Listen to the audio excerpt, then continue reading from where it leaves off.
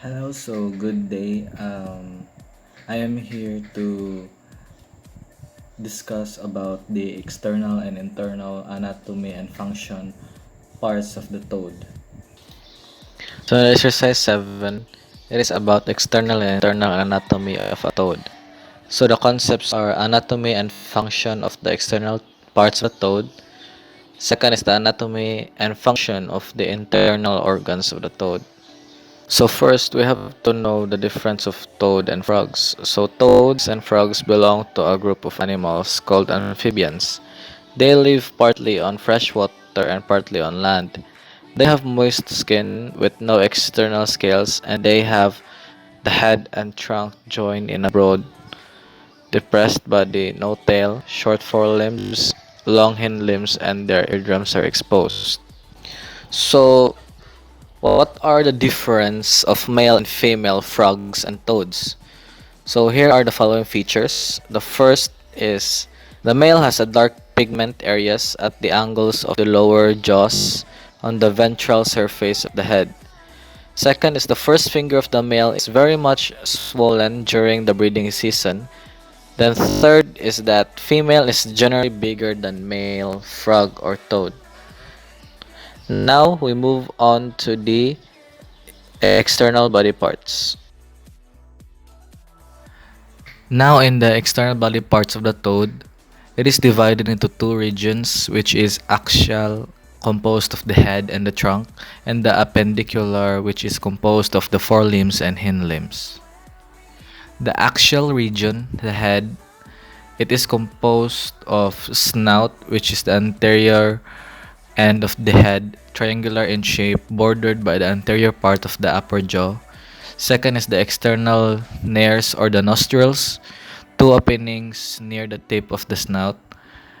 Third is the eyes, dorsolateral portion of the head, upper eyelids, lower eyelids, and the transparent covering, which is an outgrowth of the lid, and the nictitating membrane. Fourth is the tympanic membrane, a circular area behind each eye or eardrum. The brow spout, it is a tiny, that is the fifth one, the brow spout. It is the tiny white spot at the mid dorsal part of the head between the level of the eyes. It is distinct in the frog, not in the toad.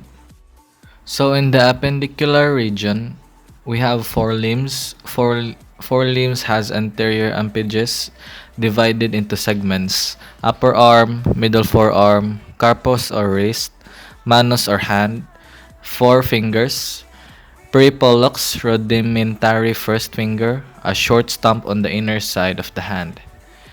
Now the second one is the hind limbs, posterior appendage, thigh, shank, tarsus or ankle, pes or foot, toes, five in number web, membranous extension of the skin that connects one to the other.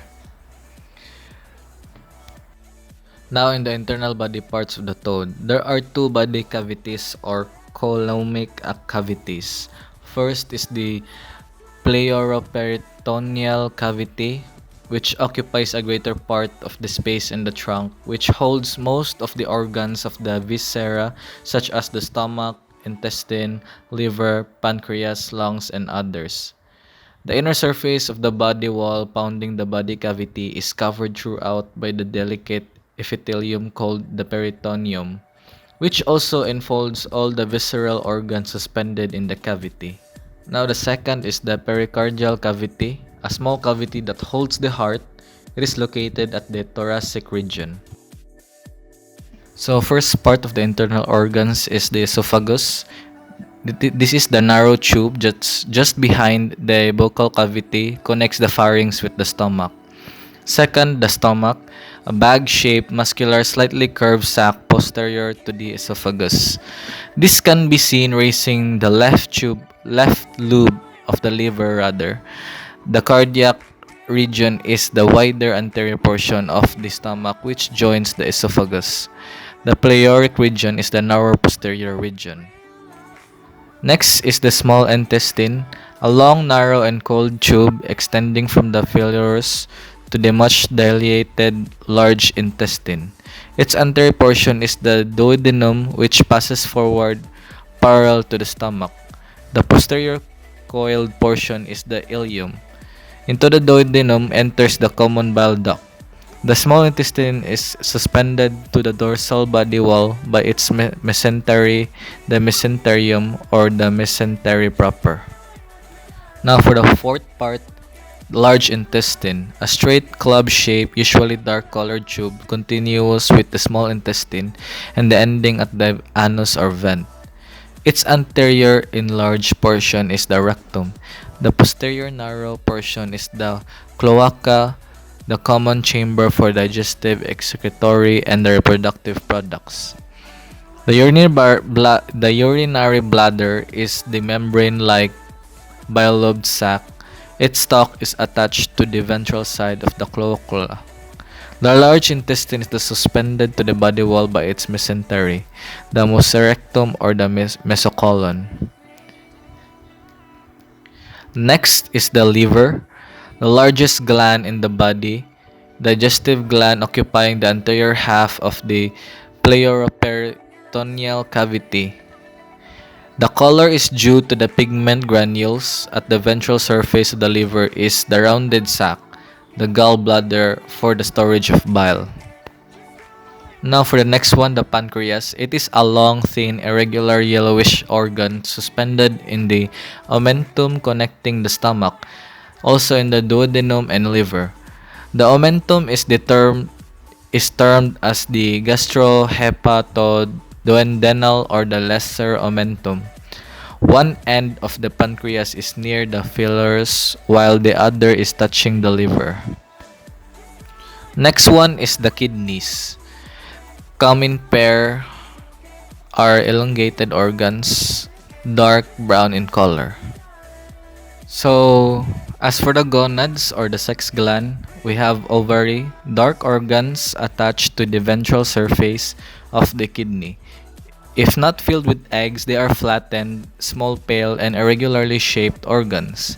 Second is the oviduct. It is paired white cold tubes lying lateral to the kidneys. Third is the testes, a pair of elongated cylindrical yellowish bodies lying on the ventral surface of the kidneys. Now for the next organ, the heart. It is a hollow, pear-shaped muscular organ which is situated in the anterior part of the body cavity in front of the liver. The organ is mainly composed of three chambers, which are: first is a thick wall conical ventricle, second is a two thin wall auricles, left and right. Then the third is a thin-walled triangular sinus venosus on the dorsal side, opening into the right auricle, and a thick-walled tubular conus arterius ventrally connected to the base of the ventricle. Now, as for the recap of this exercise 7, is that the toads and frogs are amphibians. Second is the external body of the toad is divided into the axial and composed of the head and trunk, and the appendicular region, composed of the forelimbs and hindlimbs. Now the third is the interior body of the toad is divided into pleoroperineal cavity and pericardial cavity.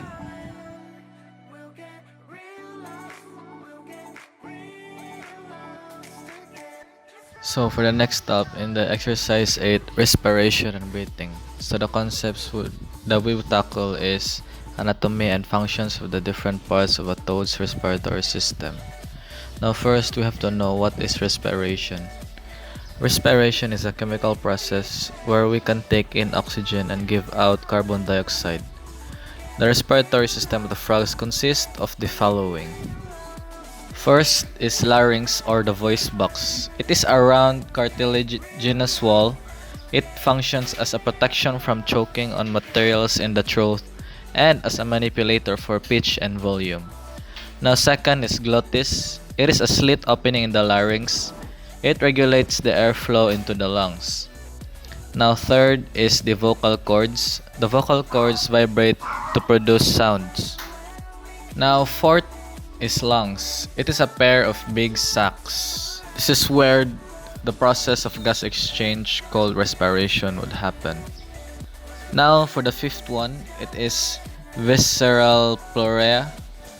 It is a thin outmost covering of the lungs.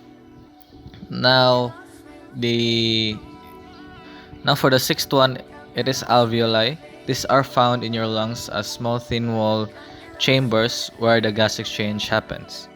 So now that we know the parts, we will now talk about the process of respiration.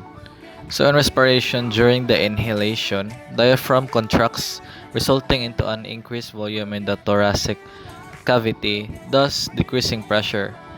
The decrease in pressure makes the air in the atmosphere go into the lungs.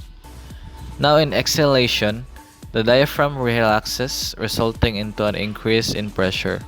With the increase in pressure, air moves out to the atmosphere from the high pressure in the lungs. Next is the gas exchange. How sounds could tell how your lungs. As we do inspiration and expiration, we make sounds. You can hear the sounds clearly with a stethoscope if you place it in the triangle of auscultation, a region where the muscles are thin. The sounds can tell the state of your lungs, if it is congested or healthy. If wheezing or rattling can be heard, your lungs might be congested.